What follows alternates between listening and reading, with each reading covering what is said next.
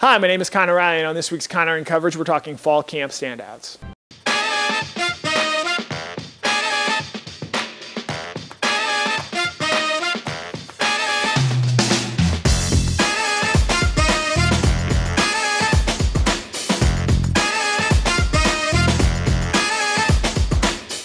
College football is finally back with Week 0 games taking place this weekend, and Georgia set to take the field on September 3rd against the Oregon Ducks. And while Georgia has recently transitioned to preparing for Oregon, much of the month of August was dedicated to self-improvement. While a number of players had standout fall camps, there were a few that elevated themselves above the rest of the field. And so today on Connor in Coverage, I'd like to examine 5 players that really stood out to us this fall camp. We'll start with Tate Ratliff on the offensive line. Let there be no further question about Tate Ratliff's talent. He is good enough to start if he is healthy, and it looks like entering the season he is. Obviously, he had a foot injury that ended his year prematurely last year in the opener against Clemson, and he was dealing with a little bit of a turf toe injury early on in camp. But Ratliff seems to be past that and has cemented himself as a starting right guard for this Georgia team. If Ratliff is able to have a fully healthy season and play in all 15 games, it's going to go a long way to making Georgia perhaps the best offensive line in the country. Ratliff is healthy both physically and mentally entering this season, and that's a huge benefit for him given how shortly his season was cut in 2021. Like I said, don't take things for granted because I was on top of the world starting for us, and then next thing I know, it's over with. So definitely feel like I understand the game better just sitting back and watching and not really as much playing. Mentally, I'm definitely a lot stronger than I was. Moving on, we do have to highlight one freshman here, and while Malachi Starks and Oscar Delp seem primed for big roles, it's Dylan Bell that we want to give a special shout out to. The freshman wide receiver, unlike Delp and Starks, didn't arrive until the summer, but he's hit the ground running and has already made an impact in the Georgia wide receiver room. Georgia has had a strong recent history of freshman wide receivers playing a role, with A.D. Mitchell, George Pickens, Dominic Blaylock, even Jermaine Burton coming to mind as guys who had impressive freshman seasons and contributed to winning teams. Dylan Bell is expected to do that once again, and it'll be interesting to see how he stacks up to the likes of Mitchell, Pickens, and so many other talented young Georgia wide receivers. No, I mean, he's working in the rotation by necessity. I mean, we don't have enough depth at the position there. And Denal's just got he hyperextended his knee before we even started camp. So he's got an injury that's lagging over from camp, but he's not.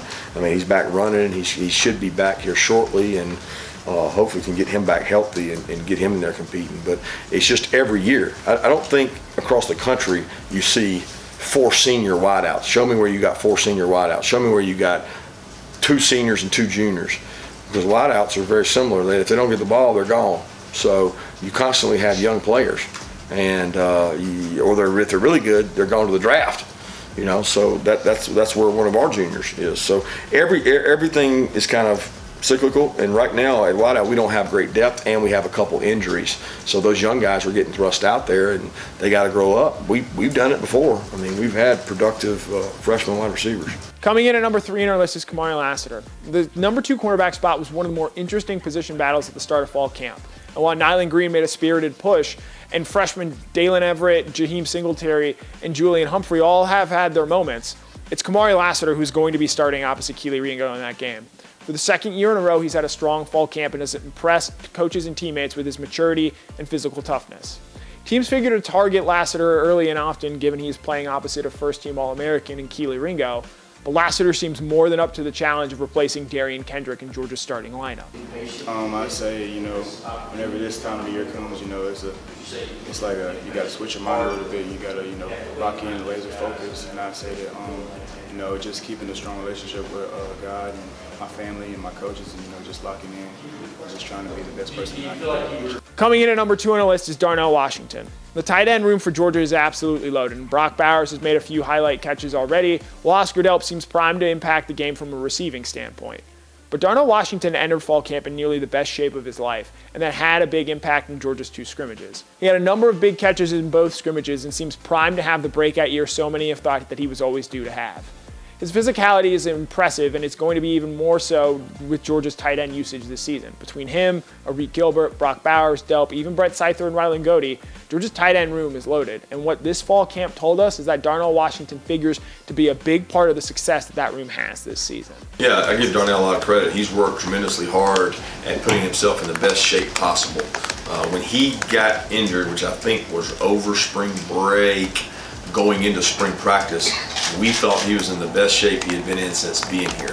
both body fat composition, body weight, conditioning level. I mean, he was really running well in our all-season conditioning program, and we were looking forward to spring.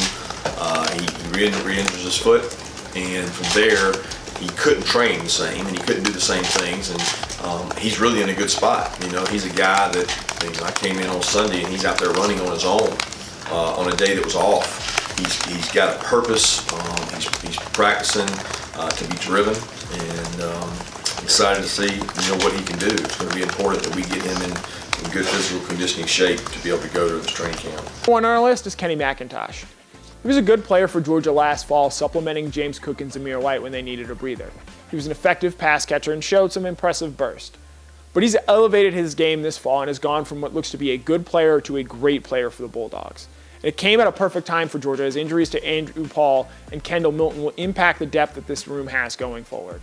Georgia will be careful to monitor how much they use McIntosh, because while he has earned, rightfully so, DeAndre Swift comparisons, one only has to look at how DeAndre Swift was used at the end of the 2019 season to show how important it is to get the absolute most out of your most talented running back.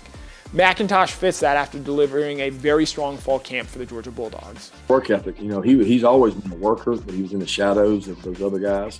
And now he steps up, he leads, he pushes guys, he's got better stamina. You know, there were times where he'd get tired in practice in the past. He might be, you know, gassed and taking reps. Now he's the fresh guy. He can go cover a punt. He can run routes out of the backfield. He's elusive. He has to work really hard on his weight to maintain his weight, and I think it's really important he can stay above that 205, 210 mark for bulk and protecting himself. But he's had the best camp he's ever had by far in terms of no mental lapse, picking up pressures. He's done a tremendous job. Now, those 5 players weren't the only ones to have standout camps, as Nyland Green, Brock Vandegrift, Dominic Blaylock all starred and played big roles for Georgia this year. But we expect those 5 players to really translate what they did in the month of August onto the field on September 3rd against Oregon.